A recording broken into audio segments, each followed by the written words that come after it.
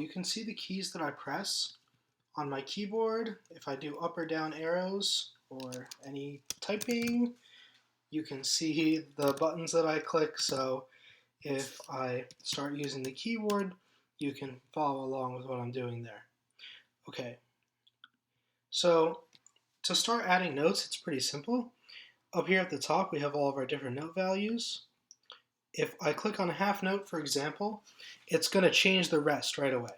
So I can use my keyboard to jump around, and if I start changing these values, it's going to actually change the rests that I see before I even add a note. So I have not even added any notes yet. I'm just changing all these rests to be different things. But in the beginning, you can start out with quarter notes, and what you can do is just click on the staff, and you can see that there's a little tool tip at the end of your cursor. And once I've added a couple notes, I can click play to hear my song.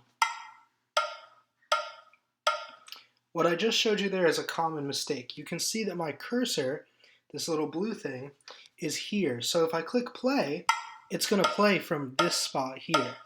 So I'm not actually going to hear anything, okay?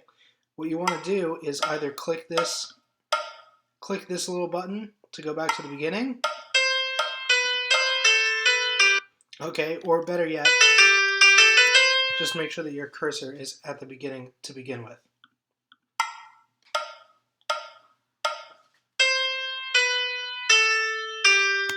Okay, so that's adding notes. I can also change notes. All I need to do is click on a note, and then I can just click backspace to get rid of it. And I can also click and drag to change what the note is. And as you just saw, I can do multiple notes at the same time, just like this. Okay, and if I have multiple notes at the same time, I can get rid of them. Just click on the note you want to get rid of. You'll see that it's selected in blue. And then I can just backspace to say goodbye. Goodbye.